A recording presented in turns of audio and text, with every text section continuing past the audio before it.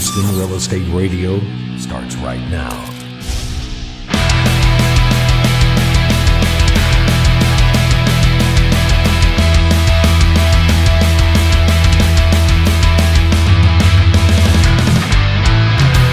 Good afternoon, I'm Shannon Register, and you are listening to Houston Real Estate Radio. Welcome back. I want to kind of change gears this segment and bring on a couple of guests to talk about an issue that's come up in a neighborhood here in the Houston area. We've got a neighborhood in the Houston area that wants to amend the declarations of covenants for the community, and the homeowners are looking at this and trying to make a decision on whether to vote for it or against it, and it has some huge implications. And I want to talk about the pros and cons of it, because if your neighborhood is trying to make a change like this, you need to be aware of it, first of all, and you need to be able to make an educated guess. You shouldn't, you don't want to just go one way or the other because the homeowners association says you should. You want to go one way or the other because you feel like it's the right thing to do for the community. You have to look at resale values. You have to look at the impact it's going to have down the road, whether you're looking to sell next year or 5 years from now. You have to look at what it's going to do to the community. So that's what we're doing in this next segment. That's what I want to talk about. This particular community, when they're wanting to amend the Declaration of Covenants to make it where the assessment lien will no longer be subordinate to the first mortgage lien. So just to kind of break that down for you, basically in a nutshell, what it means is right now for most communities in the Houston area, I've heard anything from 90 to 98% of communities in Houston that what they do is when a lender puts a loan, makes a mortgage for a home in a normal neighborhood, they are the first lien holder. So if the house has to be foreclosed on, the lender is going to be the one to foreclose on them and get repaid back first. What this particular community is trying to do, and I've gotten different numbers from 6 to 10 to 20 different neighborhoods in the Houston area that have done this in the past, and what those very few uncommon neighborhoods do is they allow the homeowners association to foreclose first and take their money before the lender. And so this particular community that I'm not going to say the name of, what they're wanting to do is set this up so that they can foreclose on homeowners first before the lender. So kind of in a nutshell, that's what we're going to be talking about this segment. So I've got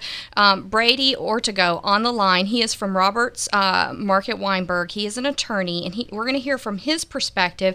And I've also got here in the studio with me Mike Lesmeister from Ameripro Funding. So I want to get a real estate attorney's opinion, and I want to get a lender's opinion on this.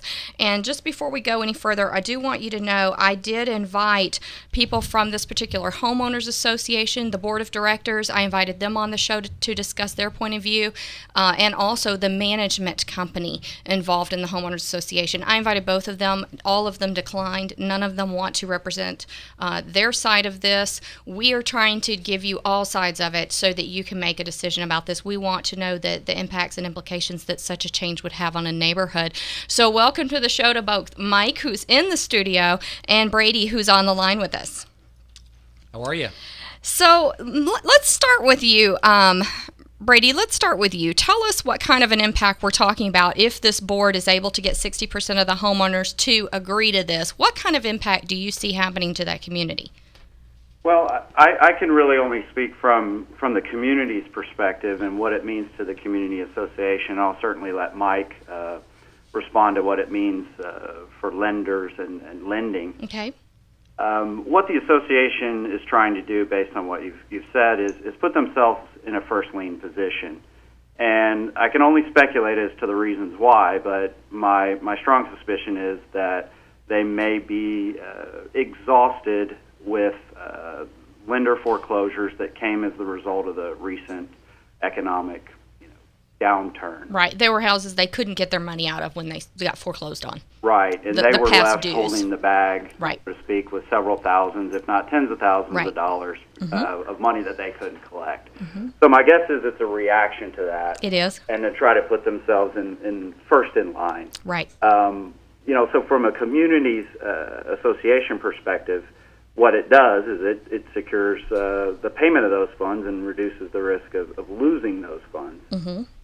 Now that just reflects positively on their financials and allows them to budget on a more realistic basis or more predictable basis. Excuse me.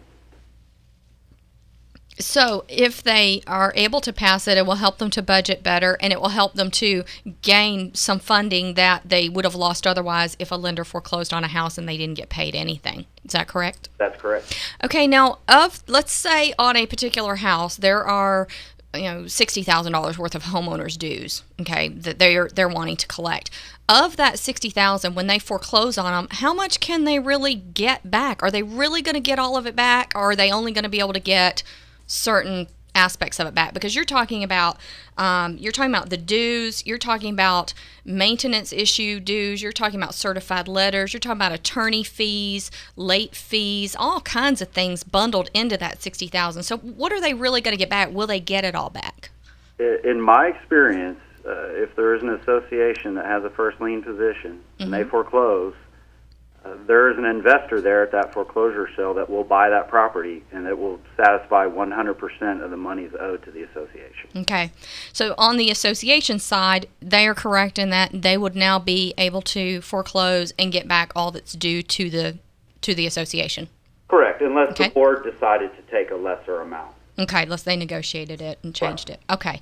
All right, so they wouldn't have as many write-offs. Okay, so now from a community perspective, are there any negatives that you can speak of as far as from a covenant standpoint? I mean, making these changes, is there I mean, Mike's going to talk about any impact it could have on future home sales and people trying to get loans in the neighborhood, but is there any other impact that you can think of?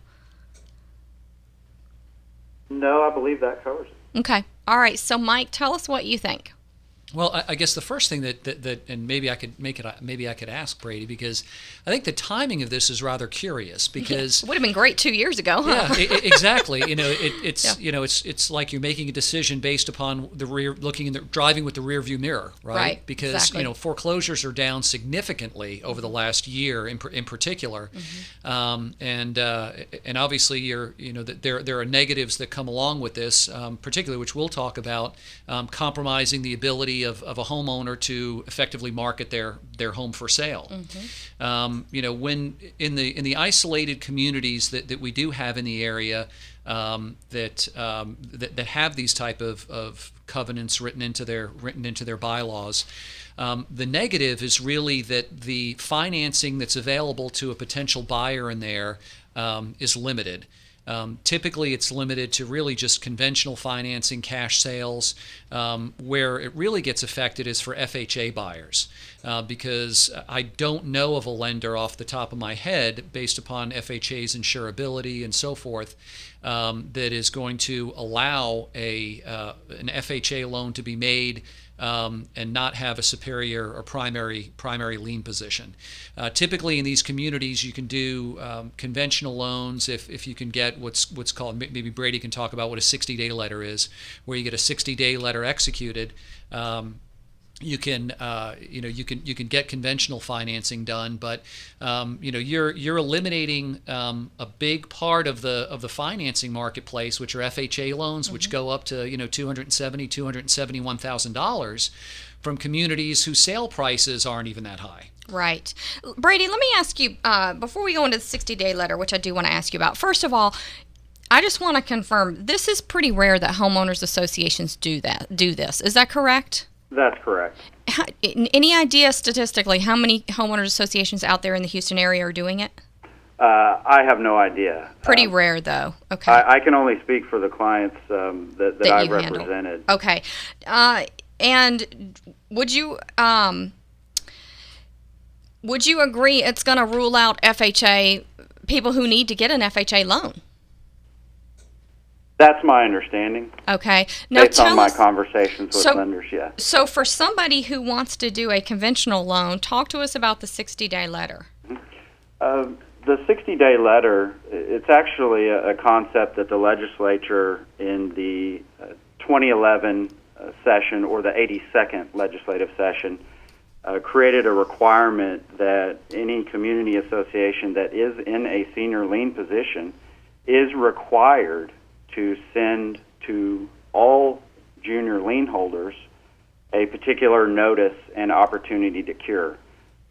In the industry, it's referred to as a 60-day letter, but the statute actually provides for 61 days, just to be precise.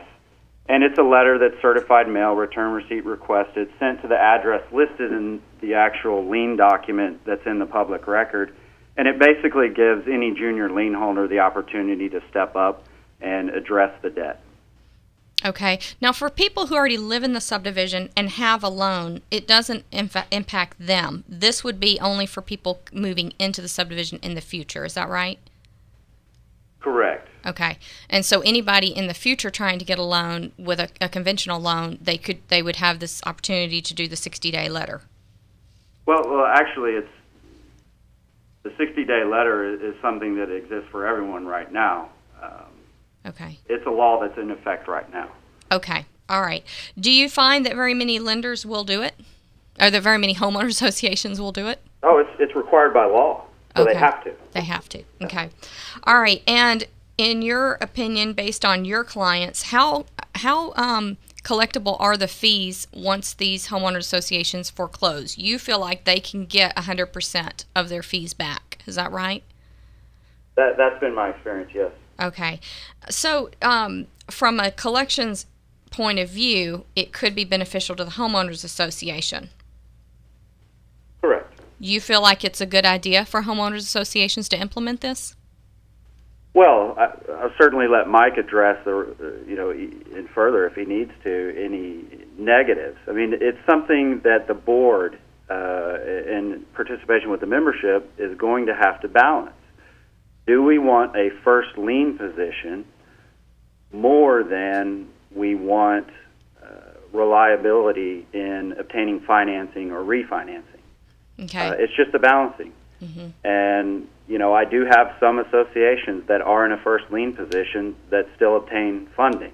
Mm-hmm. Now, I can't speculate as to whether someone from the lender's perspective is aware that they just took subject to an association lien, but these transactions do happen.